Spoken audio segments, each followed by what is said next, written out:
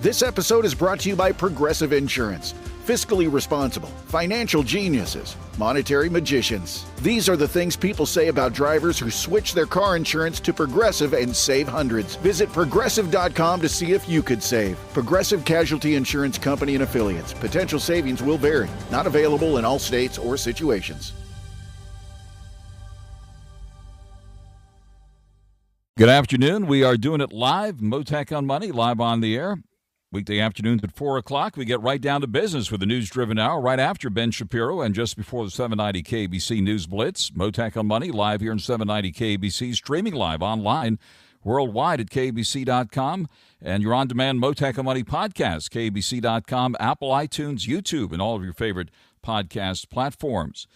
Stocks starting the week off lower today. Stocks finishing lower after the S&P 500 and NASDAQ ended last week at all-time highs. And we await the next big reading on the economy this week. The Consumer Price Index, the latest reading on inflation, will be coming out on Wednesday, which, of course, the Fed will be taking a close look at as they decide whether they'll be cutting interest rates in about a week or so. Another report today said China was investigating NVIDIA for antitrust concerns. The magnificent one, NVIDIA, is now part of the Dow Jones Industrial Average, and NVIDIA shares pulled back nearly $4 today at 138 and change. The Dow came down 241 points, settling at 44,402. The S&P 500 down 37, settling at 6,052, and the NASDAQ down 123 at 19,737. Another wild weekend for cryptos as well, with the Bitcoin kissing 100,000 again and then pulling back. Let's bring it up right now. We see Bitcoin at the moment up about 1,000 to 97,147. Government debt selling off today, pushing the long-dated yields higher. The yield on the 10-year note, which impacts the fixed-rate mortgage rates, moved to 4.20%. Oil prices moving higher today for the first time in 4 trading sessions as we watch what's happening in the Middle East. Prices moving higher as the fall of Syria's President Bashar al-Assad over the weekend helped raise the geopolitical risk premium for oil. The events in Syria, according to several analysts, should marginally increase oil's geopolitical risk premium in the next few weeks. The Times of Israel reports a new chapter is open in the Middle East with the fall of Bashar al-Assad's regime in Syria. Prime Minister Benjamin Netanyahu of Israel gave a news conference in Jerusalem today, and he said Israel was defeating its enemies step by step in a war of existence that was imposed upon us, and cited Assad's Syria as, in his words, a central element of Iran's axis of evil. I'll discuss the very latest news on what happened in Syria and the outlook. I'll discuss that with Middle East expert and former network news correspondent Dan RAVIV, author of Spies Against Armageddon, Inside Israel's Secret Wars, and Every Spy a Prince. He's an expert on the Israeli intelligence service. Dan RAVIV will be joining me live later this hour.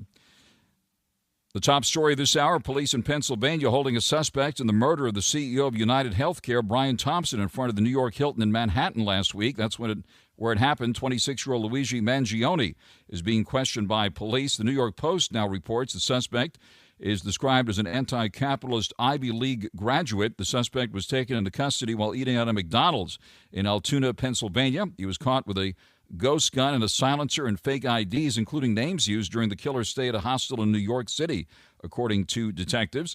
I'll discuss the latest news with the Honorable Dennis ZINE, former LA City Council member with vast law enforcement experience, including decades as an LAPD sergeant and current reserve officer. We'll be on the line with Dennis ZINE live later this hour. First, on your money, the markets, the economy, crypto too, and the whole works. Joining us live now, top-ranked money manager Ken WINANS, president and chief investment officer at WINANS Investments, which you can find at winansinvestments.com. Ken WINANS, also a market historian, author of numerous books, including Investment Atlas 1, 2, and now Investment Atlas 3, Creating Wealth Using Historical Trends. He's also a Forbes magazine contributor. Also, he's host of Winning with WINANS, heard every Monday night at 6 p.m. right here on your favorite station, 790 KBC. So we'll be back on the air this evening at 6. A lot of big news to talk about right now, though. Good afternoon, Ken WINANS. Hello, Frank. Well, look, I'm glad I'm getting to take a break from having to autograph my books. I mean, it's just I'm a left-handed person, and all I can tell you is thank goodness I'm done for the day. But you are right, my friend. There is a lot going on in the world right now. And it's interesting to see how the markets are rebalancing things. Certainly, geopolitically, we have a lot of things going on. You talked about crypto. You're seeing a lot of movement in the bond markets and all the rest of it. But there's one word I would bring up. It is holiday rebalancing. What you see going on right now, especially the big group that was hit today, was not tech, it was financials. The financial sector, all the old granddaddy stocks that I monitor, they were down almost 1.7% today. So there's clearly some profit taking happening right now.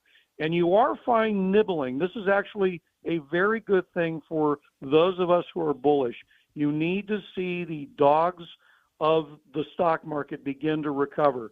And with everything that happened with United Healthcare last week, with the tragedy of the assassination, to see healthcare bounce back today, to see consumer staple stocks bouncing back today, those are all very positive signs that there's still a lot of oomph left in this bull market.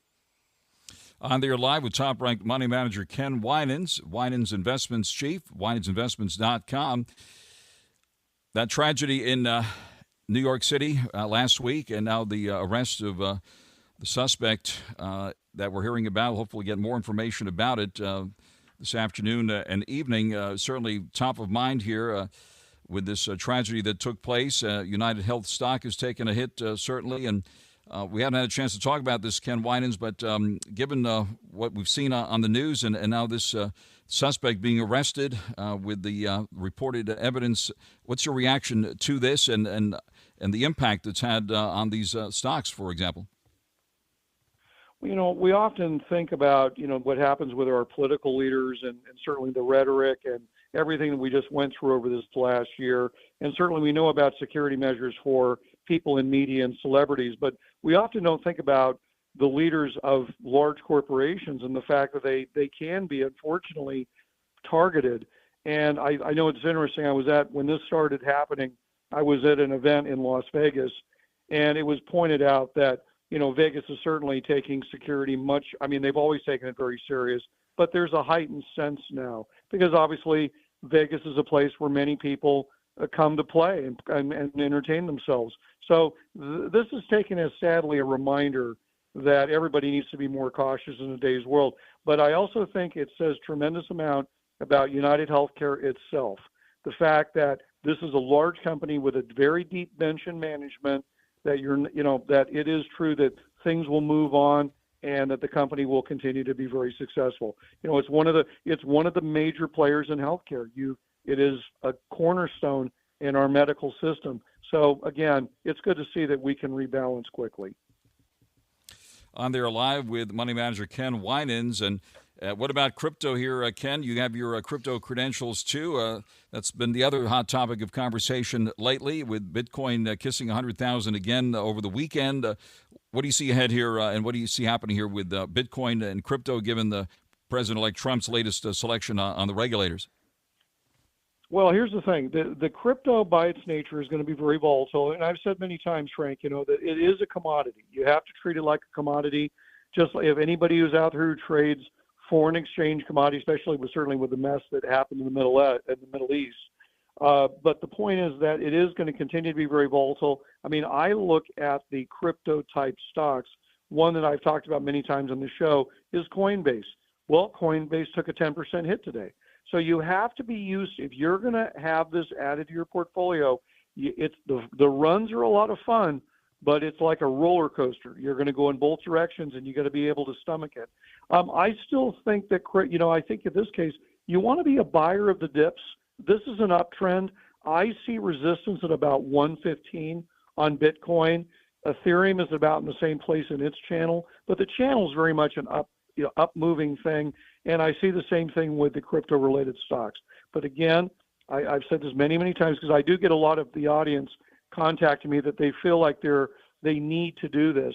And you shouldn't need to do anything in investing. There's a lot of good opportunities everywhere. But talk to your advisors and make sure you very much understand what you're trying to do, why you're doing it, and have a predetermined point to get out in case you're wrong. On there live with money manager Ken Winans. And by the way, congratulations on your latest honor, Ken, that just took place over the weekend at the International Association of Top Professionals Gala in Nashville. You just received the Presidential Award in Finance and Investment. So congratulations on that from all of us here.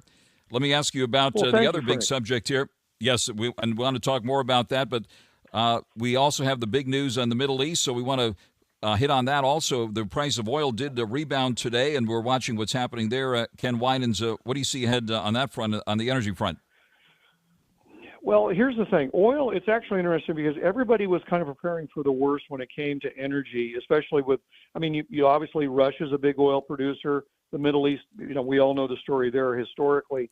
So the stockpiles are actually surprisingly in good shape with every place, but unfortunately California, as we all know the story there. So, and also seasonally, oil typically does not do very well in the winter months. It is mainly because driving, people are not going on drive vacations as much. So I'm actually pleased to see that, yes, oil is going to be volatile, but we're certainly not anywhere near record highs. And we don't need that right now because keep in mind, as you just pointed out, my friend, we have a big economic report coming out on Wednesday with the consumer price index and Thursday with the producer price index. I am of the opinion that the Fed is probably going to hold pat on making any dramatic changes to interest rates until the January big reports come out from the Fed and also central banks around the world.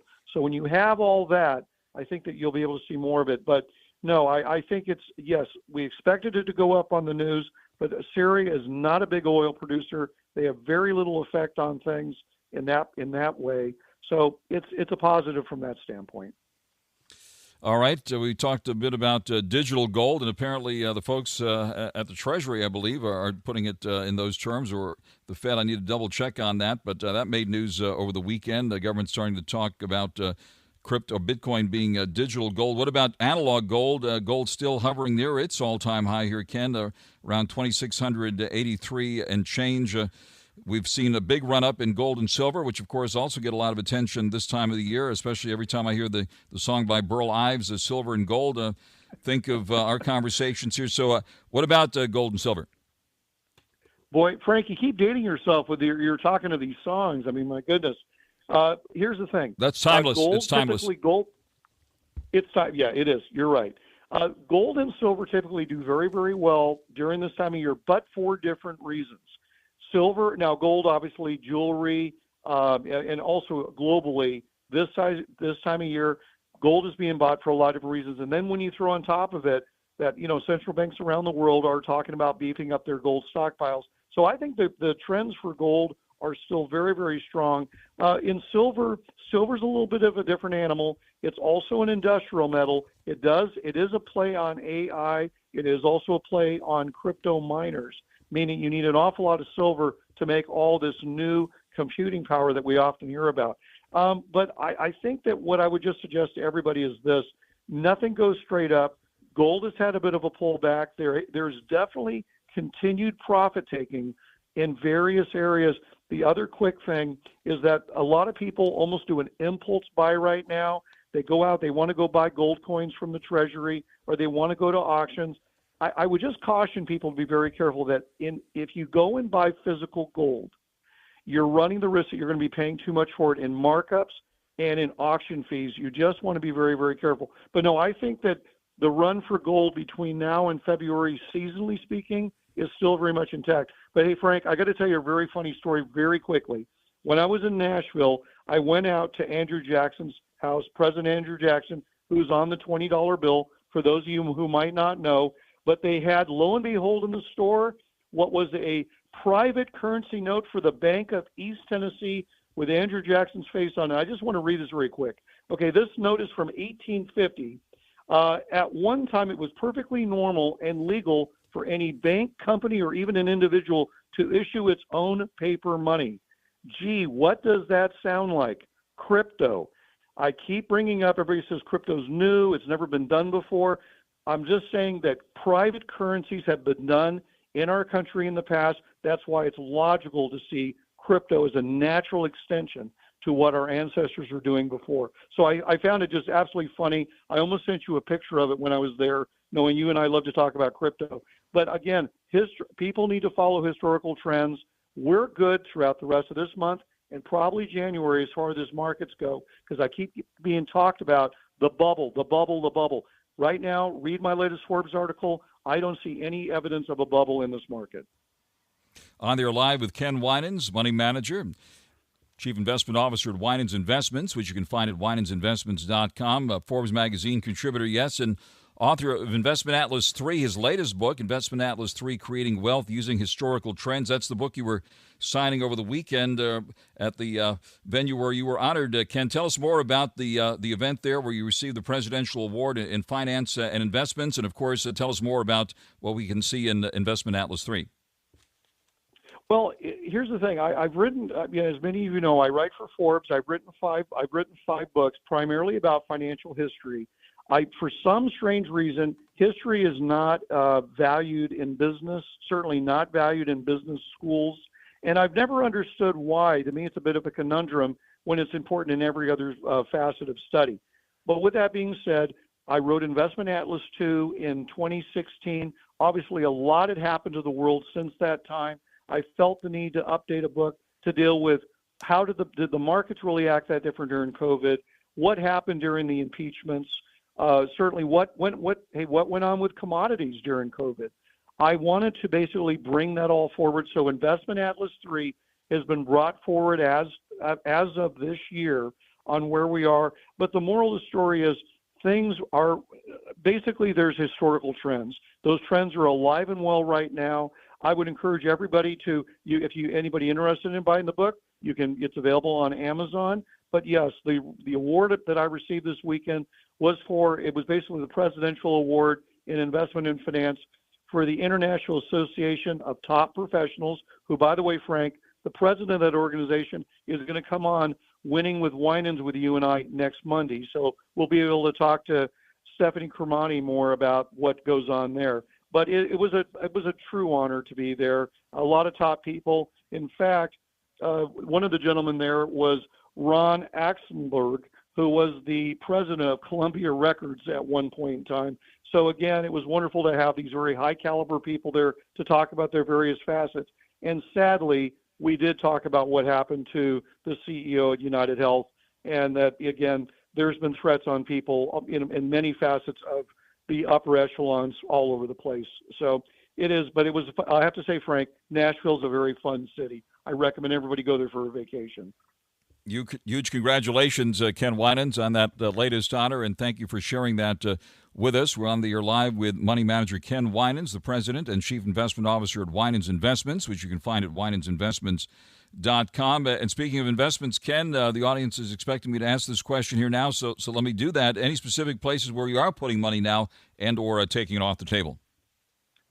I will just use the age-old axiom, buy the dip. The fact you're having rebalancing right now, I think the stocks that are moving right now, they're definitely already preparing for a Trump administration. I'll throw out Coinbase. I think anybody who is looking for a crypto play in the second degree, I would recommend that symbol COIN. I think also if you don't have financials in your portfolio, again, you're making a mistake because the financials are going to benefit.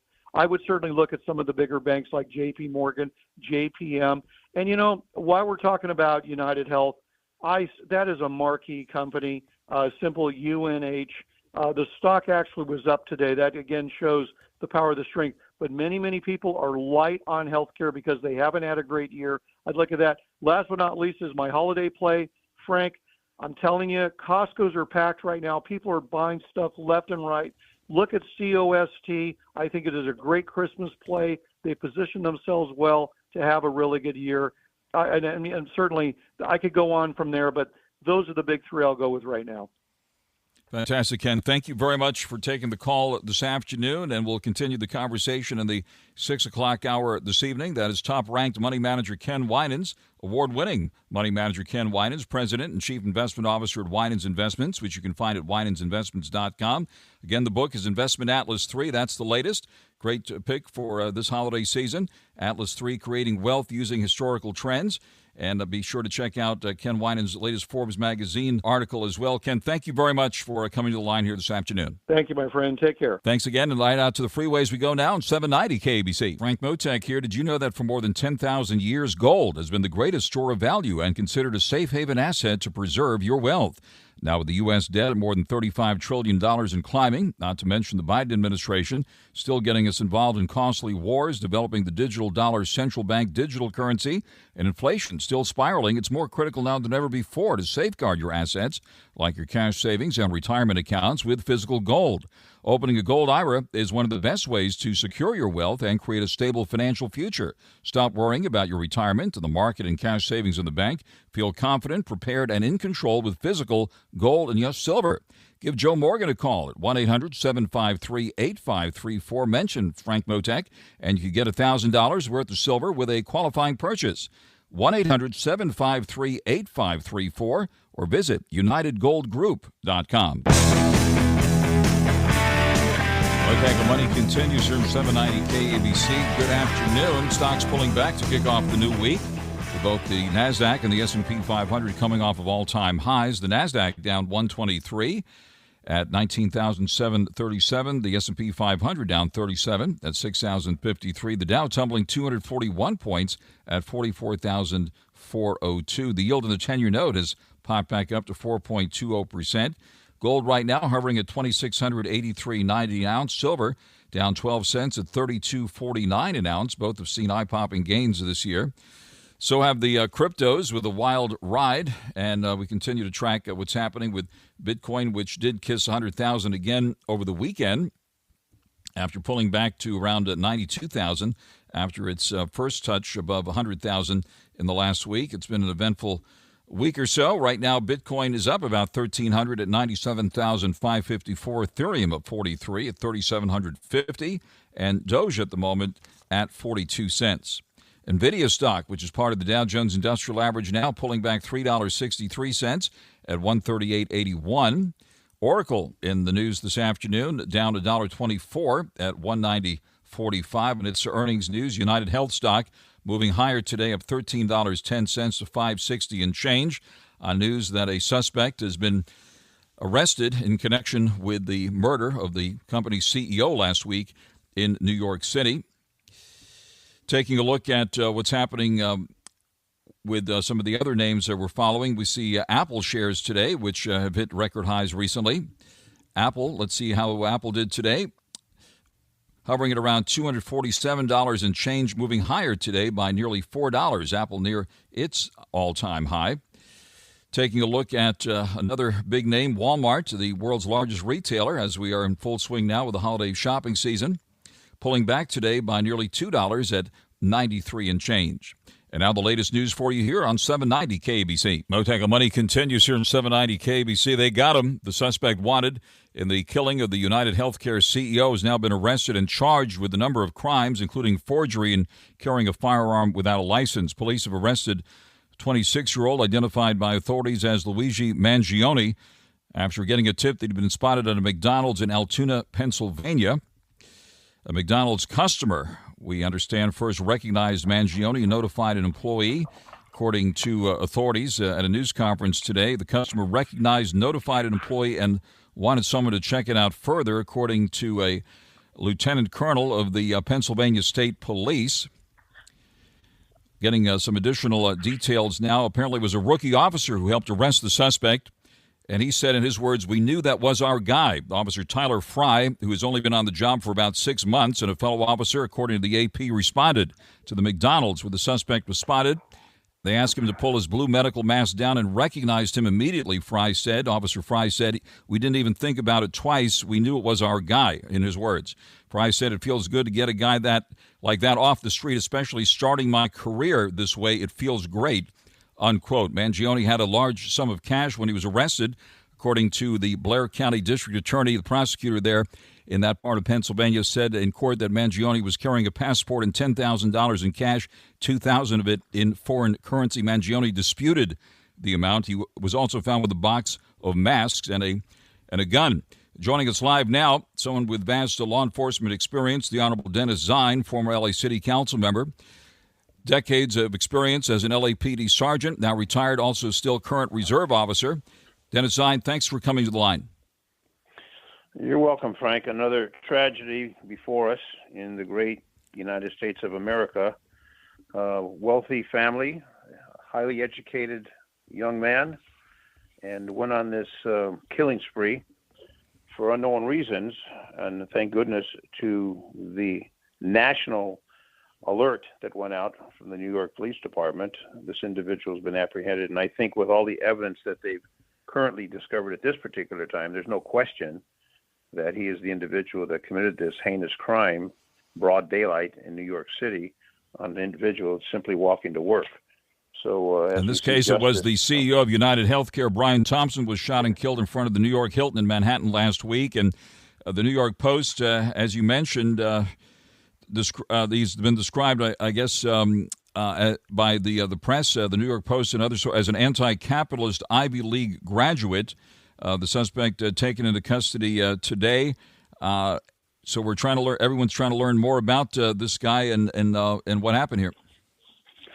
Well, what happened, it's not because he was ignorant of any of the rules, regulations, procedures, highly educated, so somehow he had a grudge, and he thought that maybe this would be the way to settle that, this vicious murder, broad daylight in New York City. But I commend law enforcement and the people of America that came together, and I understand there were hundreds, and I saw the news conference this morning, a broadcast from New York. There were hundreds of tips that went into the New York Police Department, and the spread went out, and fortunately, a question in Pennsylvania, and the man is now apprehended. So what we find is the criminal justice system will now kick into play, and there'll be a lot of media attention. But the fact is, an individual who did nothing wrong as a businessman was doing nothing except walking to work when he gets vicious murder. And that's the sad part about this, is that Brian Thompson, doing nothing wrong, a CEO of a major corporation, health corporation, is executed. Basically, this is simply an execution by an individual,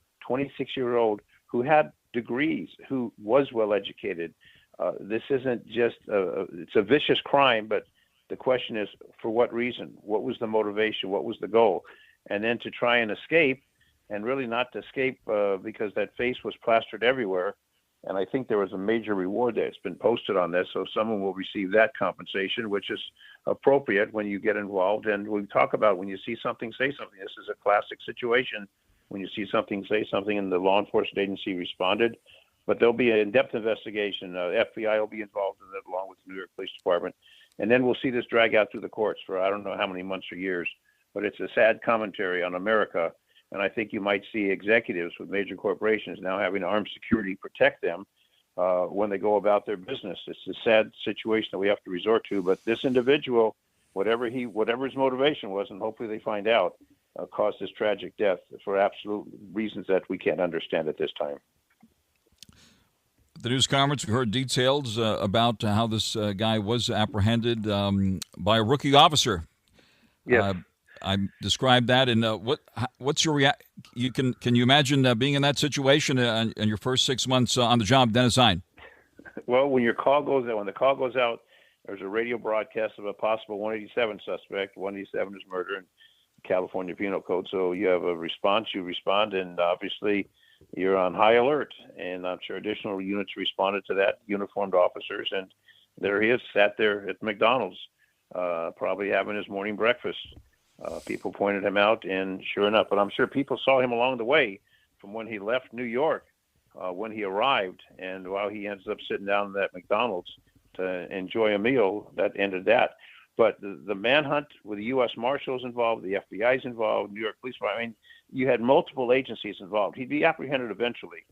But with the evidence they've already accumulated, with the evidence they already have in hand, it's kind of hard to say I wasn't involved in this situation, because there's compelling evidence what happened. Maybe he just wants to be celebrity. Maybe he wants to rise to that. He comes from a wealthy family. Who knows what the motivation was? But the sad part is the victim, Mr. Thompson, who's been brutally executed for walking down a New York street trying to go to work. That is the tragic part of this. And this young man will go through a criminal justice system for a long time. And I totally support the death penalty on cases like this. Some people argue the death penalty doesn't serve a purpose.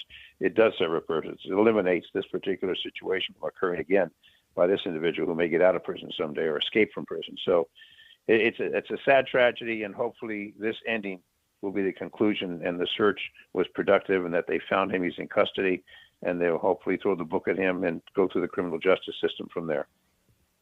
On the line with the Honorable Dennis ZINE. And in the backpack, he was found with today. Police found a 3D printed pistol, a 3D printed black silencer as well, and a magazine loaded with 9mm ammunition and so forth. So we're waiting further details on all of this. So appreciate your assessment of this. Closer to home, Dennis Zine, the aftermath of the George Gascon era.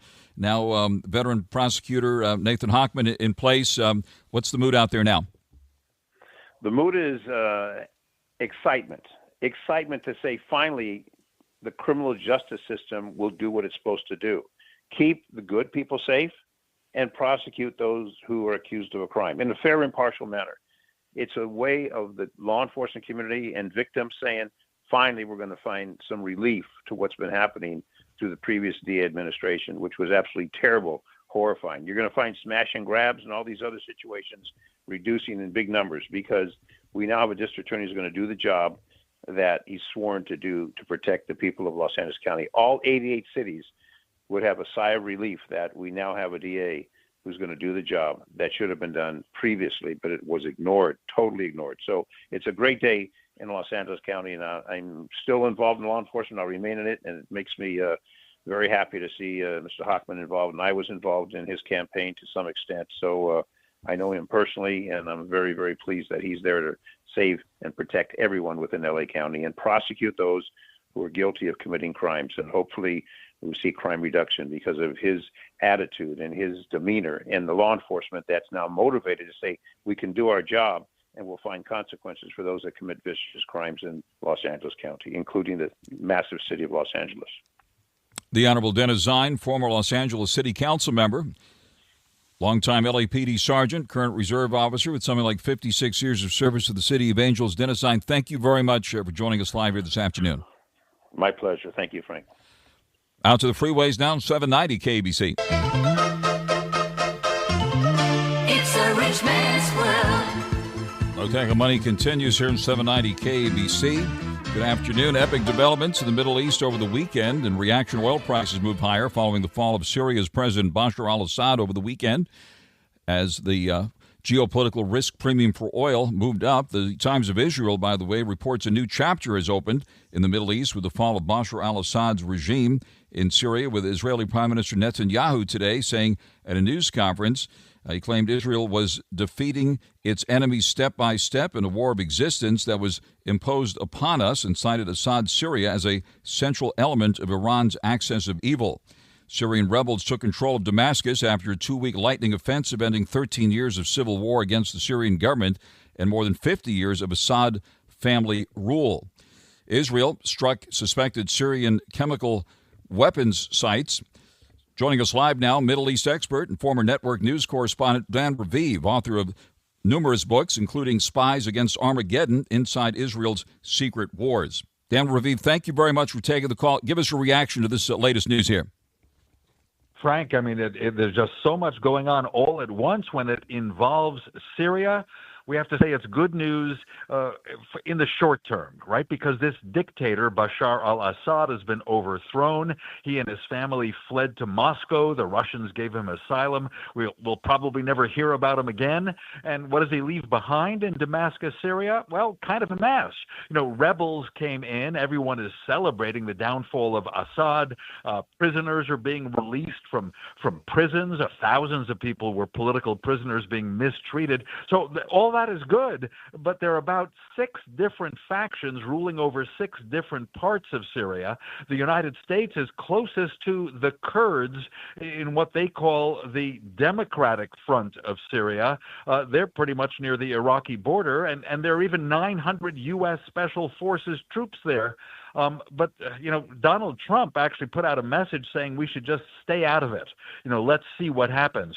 On the other hand, the Biden administration actually ordered the Air Force to bomb 75 targets in Syria on Sunday. They were described as ISIS targets. That's right, that group still exists.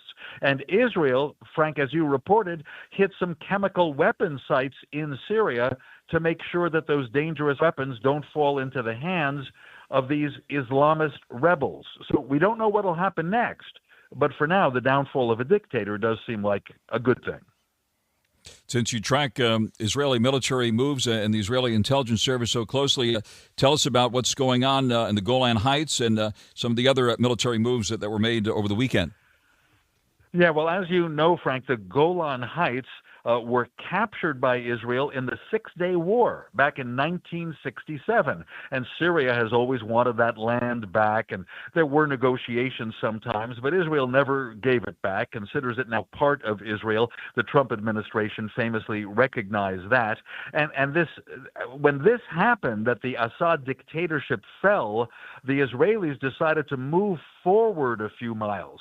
They took a little more land beyond the Golan Heights, even on a strategic mountain called Mount Hermon. They say it's temporary, that they wanted to block any of the rebel groups from moving close to Israel's border. So that's probably understandable, but a lot of critics of Israel say it's a land grab by Israel. Now, as for Israeli intelligence, I have to tell you that like every intelligence service in the world, they did not expect the Assad regime to fall so quickly this month.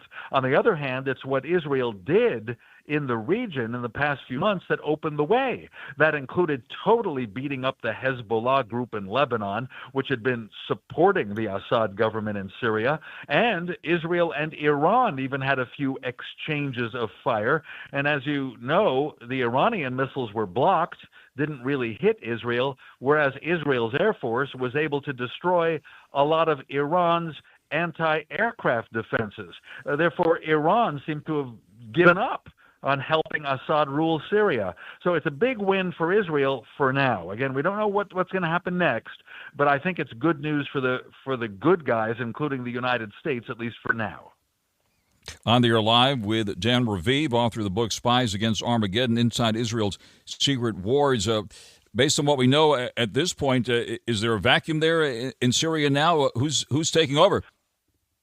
Oh, for sure. And a vacuum is usually filled by terrorist groups in the Middle East, so that's a bad thing. But yeah, the government is being set up, a rebel group. They're inviting some of the other.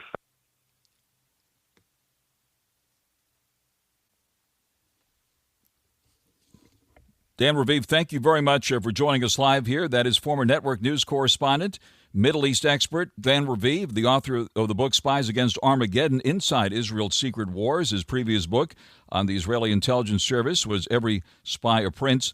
Dan RAVIV, thank you very much for joining us live here, and we'll keep an open line to you as we follow these developments in Syria very, very closely. Stay tuned now for the 790 KBC News Blitz with Randy Wang, and I'll be back with more at 4 tomorrow afternoon right here on Mottek On Money, 790 KBC. Named one of the best personal finance podcasts, The Stacking Benjamin Show with Joe and his friends makes financial literacy fun. Draymond Green has a podcast. He was asking Mark Cuban why at the beginning of 2024, Cuban sold a huge part of his company. He's like, did you see how much money I got? I'm sure there's a more graceful answer than that, but dude, I bought it for $200 million and sold it for $6 billion. Like, what the heck? Of course I don't think it was that much more graceful than that. Find out more by searching the Stacking Benjamins podcast, wherever you listen.